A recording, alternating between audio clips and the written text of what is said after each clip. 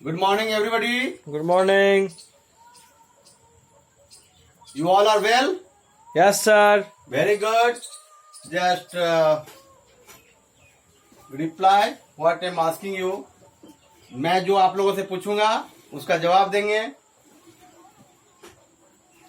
What date is today? 5th of May 2020. Children, it is read as 5th of May 2020. In Hindi it is called May, but in English it is read as 5th of May 2020. Understood? Yes, sir. Very good. What day is today? Tuesday. Very good. Which subject we are going to study today? English. Which lesson? Lesson 1. You can call it also as lesson first, right? Yes, sir. Which class students you all are? 3. Standard 3. Very good. Which topic we have to study today? Poem. बहुत अच्छा. हिंदी में भी आप समझेंगे. आज दिनांक 5 मई 2020 है. आज का दिन मंगलवार है. हमारा चयनित विषय इंग्लिश है. पाठ 1 है. वर्ग तृतीय है. टॉपिक पोएम है, यानी कविता है.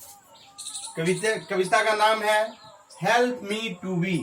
Yesterday we all had already studied it properly, and today we have to answer all the questions in a proper sequence. So let us see.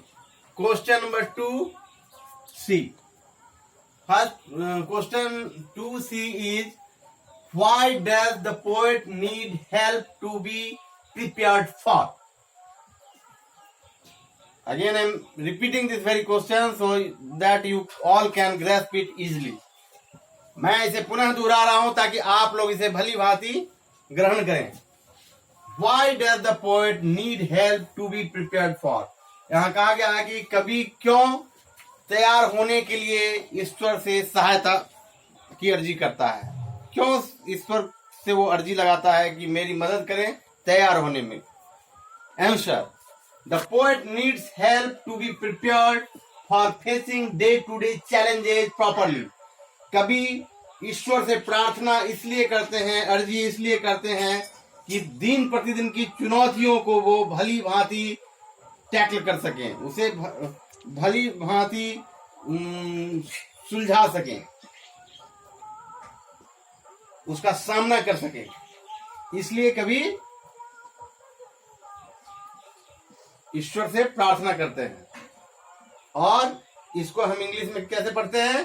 The poet needs help to be prepared for facing day to day challenges properly. ये इसका उत्तर है. आप इसे लिखेंगे. You all must write it properly and must get it check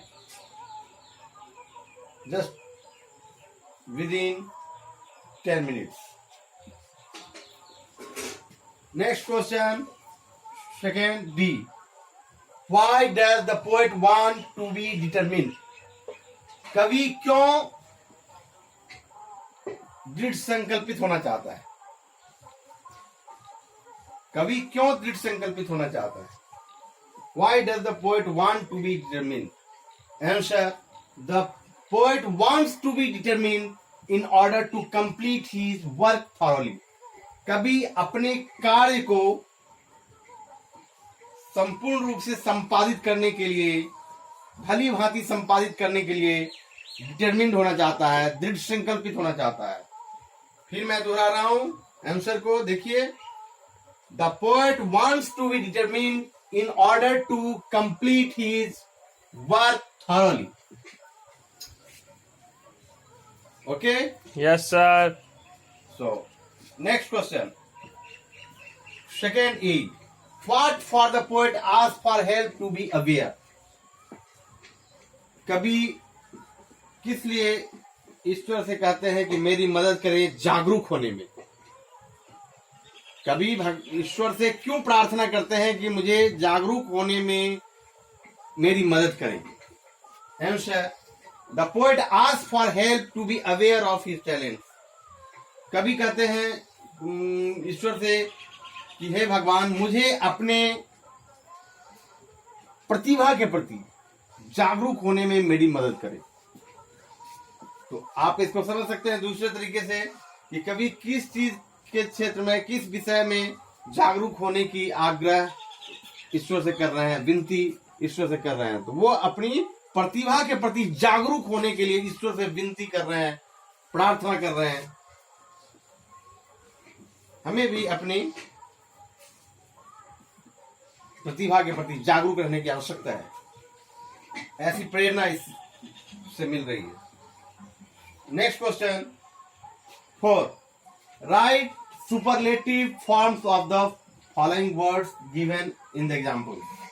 जैसे good का best, good better best होता है ना, तो कंपैरेटिव होता है बेटर, और सुपरलेटिव होता है बेस्ट। तो गुड का बेस्ट हुआ, तो इसी तरह से हमें लिखना है। मैंने ब्लैक बोर्ड पे आपको ये उत्तर लिख दिया है, आप सभी लिखकर चेक कराएंगे। फास्ट का fastest, you just repeat after me. Fast fastest, fastest, poor poorest, rich, richest, very good, white, whitest, very good, whitest, and tall, tallest, long, longest, longest, short, shortest, very good, shortest, shortest.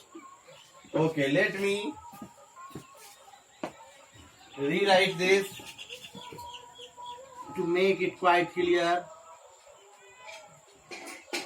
Shortest,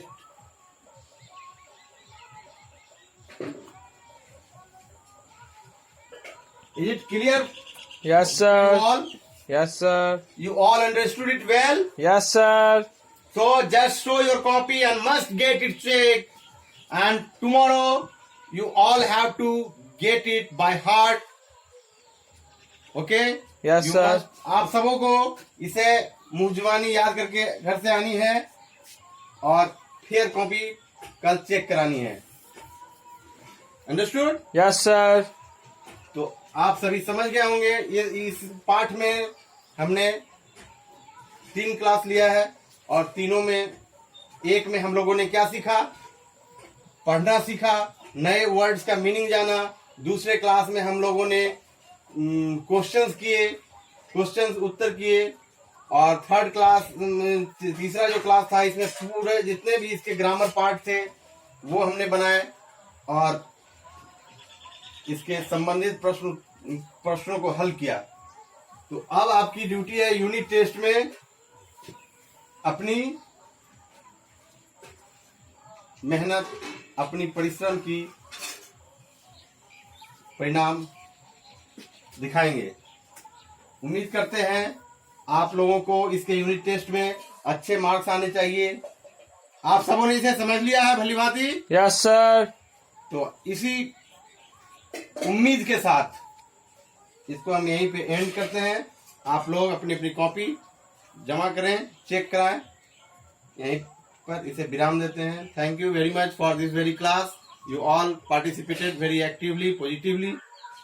okay, keep it up.